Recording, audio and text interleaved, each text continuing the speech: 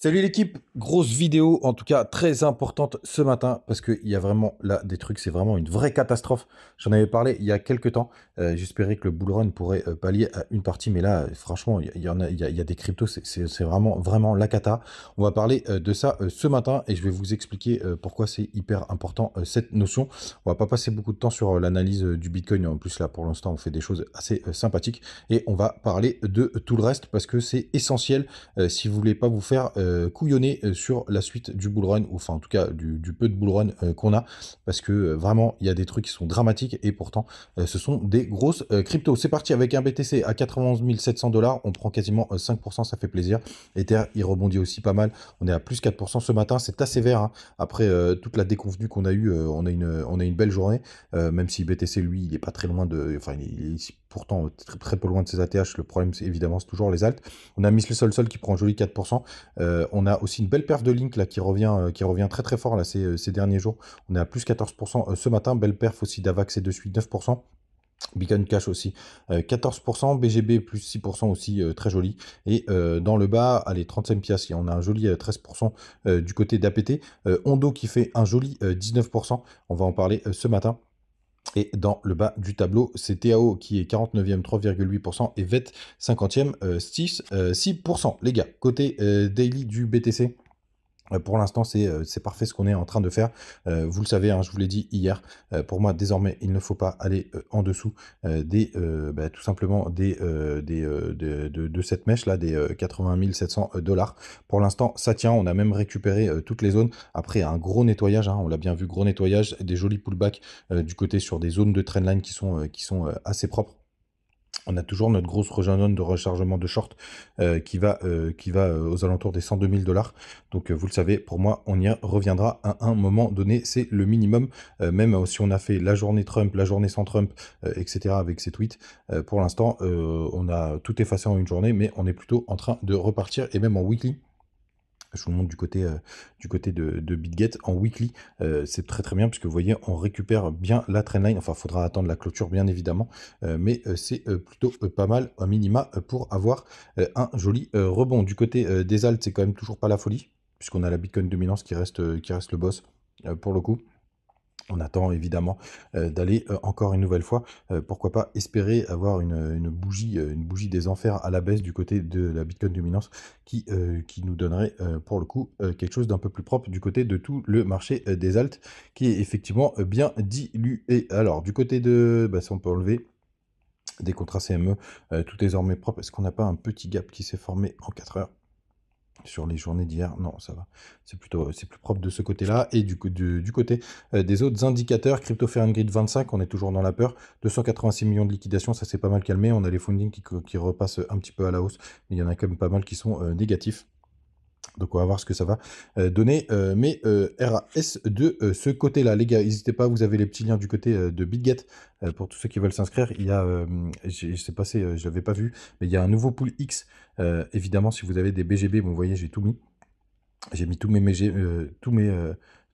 BGM, donc et si vous en avez, franchement, ça vaut le coup. Enfin, en tout cas, je le fais à chaque fois. C'est pratique pour avoir des cryptos gratuites.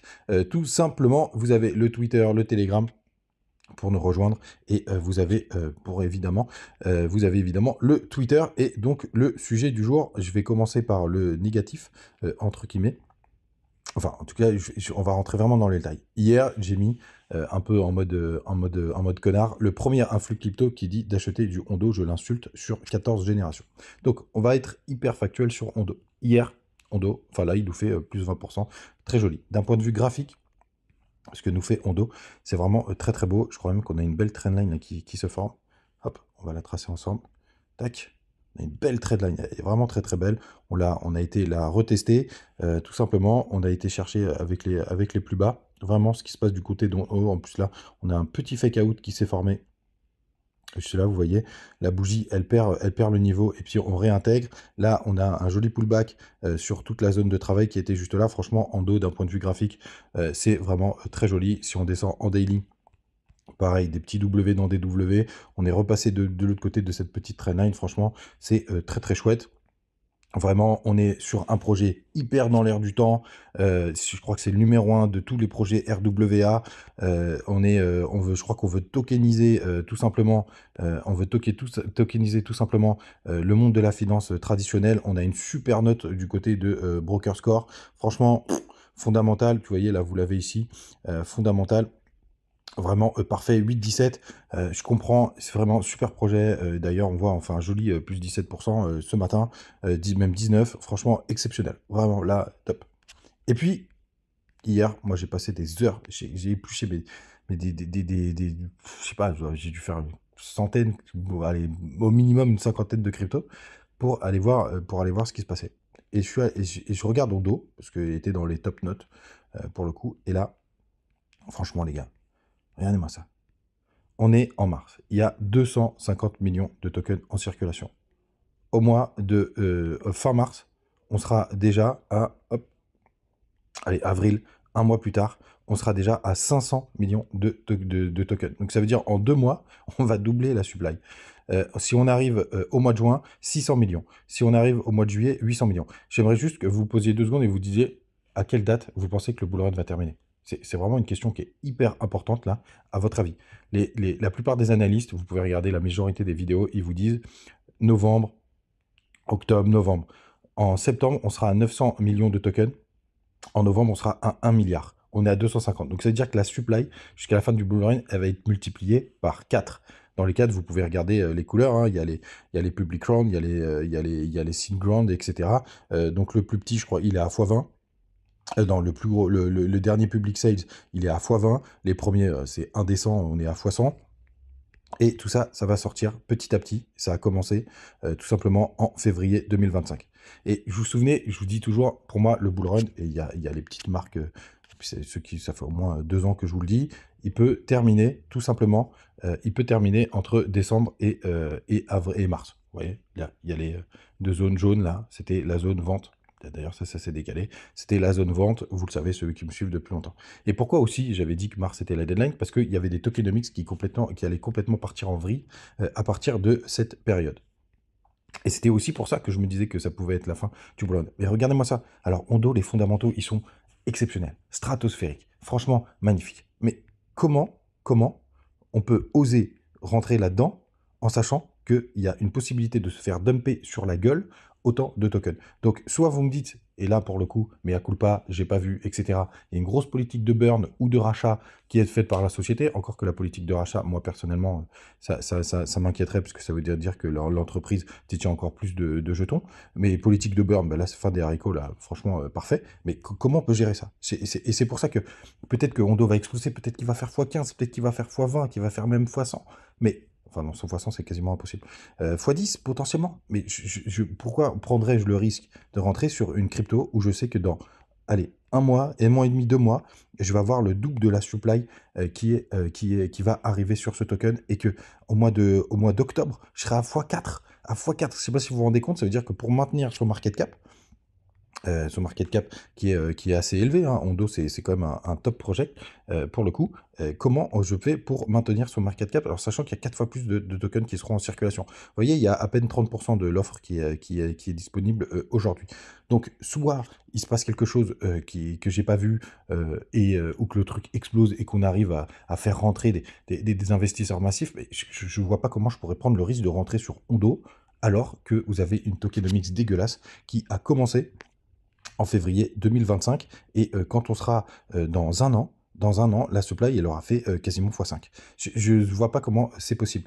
Et c'est pour ça que moi, considérer malgré tout, et d'ailleurs je ne comprends même pas comment ils peuvent avoir une carte comme ça, d'ailleurs parce qu'ils ne parlent pas tout simplement roadmap timeline, ok, vous voyez d'ailleurs la note elle est déjà un peu plus petite, mais ils ne parlent même pas de la dilution des tokens. Donc soit tout est faux sur Chainbroker et vous me trouvez un autre truc où il y a un autre vesting ou une autre sortie de dilution des tokens, et là franchement je suis hyper preneur, mais moi je peux pas rentrer là-dessus. C'est vraiment catastrophique. catastrophique. Et hier, du coup, j'ai repris toutes mes cryptos et je suis tombé sur des dizaines où je me dis, mais c'est pas possible, j'avais pas vu cette tokenomics où je m'en étais pas rendu compte. C'est incroyable. Donc, j'ai fait un ménage stratosphérique, j'en ai étudié vraiment une sacrée flopée. Et donc, j'ai décidé, puisque de toute façon, je vais vous en parler, je peux pas en faire 10 par jour, mais on va faire une analyse par jour de toutes les cryptos que j'ai déjà analysées. Donc, j'ai tout un petit fichier qui est un petit peu dégueulasse.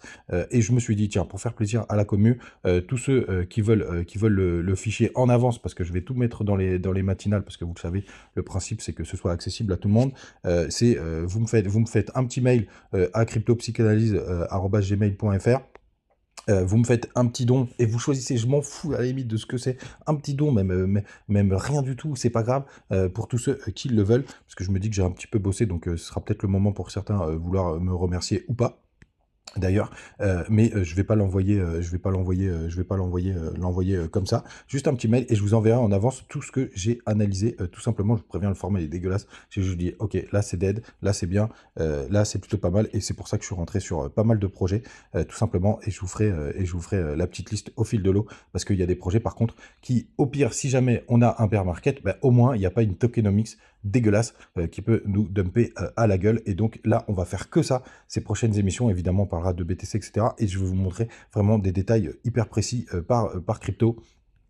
Pour vous dire pourquoi pour moi ça c'est de la merde ou c'est trop risqué, même si le projet fondamental est bien, et on peut reparler par exemple de Phil, Phil qui avait un fondamental exceptionnel, on est sur du Dépine, c'était avant-gardiste, etc. Mais la tokenomics c'était tellement éclaté au sol que c'était trop risqué. Et là, Ondo, je considère que rentrer sur une crypto comme ça, c'est une catastrophe. Et bien évidemment, si vous en avez, vous faites ce que vous voulez. Vraiment, je m'en fous. Mais moi, je ne veux pas prendre de risques avec des cryptos qui sont hyper dangereuses. Et peut-être que Ondo, vraiment, encore une nouvelle fois, il va exploser. C'est possible. C'est possible. Vraiment, c'est possible. Peut-être qu'il y a quelque chose que j'ai pas vu. Peut-être que Chainbroker, ce qu'il raconte sur le site, c'est erroné. Et là, c'est pour ça qu'il faudra me donner des éléments. Et pourquoi pas un autre site pour que j'aille vérifier. Mais là, en l'état, à part le fondamental qui est extraordinaire, j'insiste bien là-dessus, c'est le top projet RWA, je ne vois pas comment c'est possible d'absorber x4 de supply jusqu'à novembre, si beaucoup, comme beaucoup le considèrent, la fin du bull run, ou ce qu'il en reste, ou ce qui va être, est en novembre. Franchement les gars, moi je préfère passer mon tour et aller sur des cryptos où j'ai au moins, pas ça au-dessus de la tête, et c'est ça que j'ai décidé de choisir dans toute mon analyse. Dites-moi ce que vous en pensez en commentaire. Ah oui, et tous ceux qui me le demandent par mail et qui font un petit don, tous ceux qui me font un don assez sympathique, je rajouterai une crypto de leur choix dans l'analyse. Comme ça va étayer le format. Et comme ça, dès qu'il y a des nouveautés, de toute façon, j'aurai les adresses mail, je renverrai à tout le monde. Et ce sera très très propre, les gars. Passez une très très bonne journée. N'hésitez pas à me dire ce que vous en pensez en commentaire. Et surtout, s'il y en a un qui me dit que Ondo a un projet hyper spécifique pour justement lutter contre l'inflation de son token, je suis vraiment preneur. J'espère sincèrement me tromper parce que j'en ai rien à foutre de me tromper. Moi, ce que je suis là, c'est pour faire de l'oseille, tout simplement. Allez les gars, à demain, ciao.